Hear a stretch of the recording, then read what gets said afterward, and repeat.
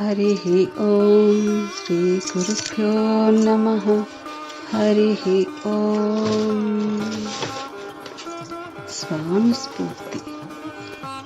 స్వామివారి బోధల నుండి స్వామివారు ఇచ్చిన స్ఫూర్తితో మనం ముఖ్యంగా తెలుసుకొనవలసినవి, తెలుసుకొని ఆచరించవలసిన అంశాలను అయం మే హస్తో భగవాన్ అయం మే భగవత్తరః అనే స్వామివారి బోధ నుండి తెలుసుకుందాం.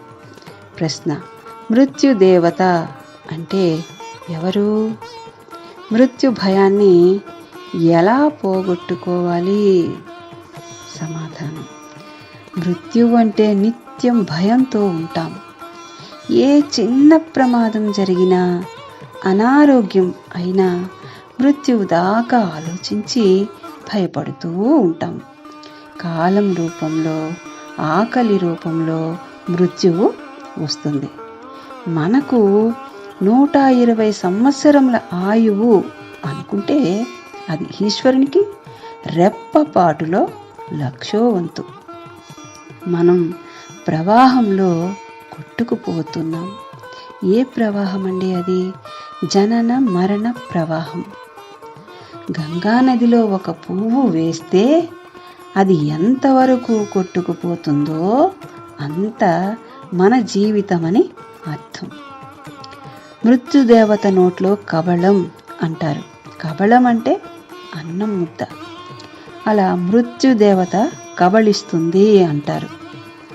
ప్రాణం ఈశ్వరాధీనంలో ఉంటుంది, కర్మ మన ఆధీనంలో ఉంటుంది. కర్మలు ఉన్నంత వరకే దేహం ఉంటుంది.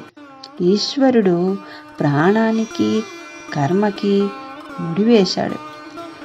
కర్మ తీరగానే ప్రాణం పోతుంది, పనిముట్టు పోతుంది, శరీరం పడిపోతుందన్నమాట.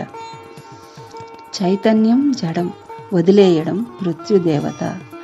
మనం మృత్యుని కూడా దేవతగా కొలుస్తాము.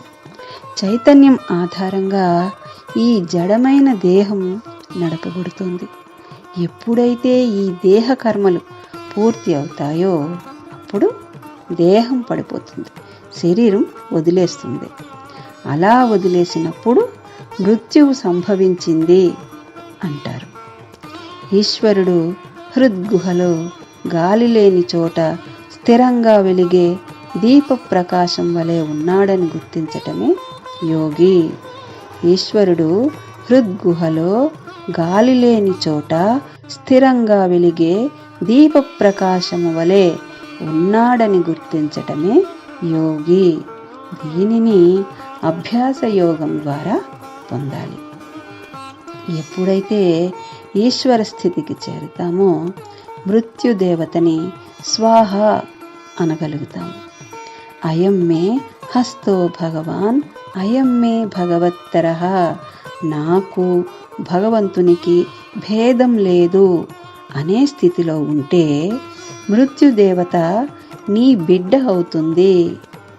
నాకు భగవంతునికి భేదం లేదు అనే స్థితిలో ఉంటే మృత్యుదేవత నీ బిడ్డ అవుతుంది అని స్వామివారు చెప్పారు. అలా చూడగలిగే సామర్థ్యం రావాలి.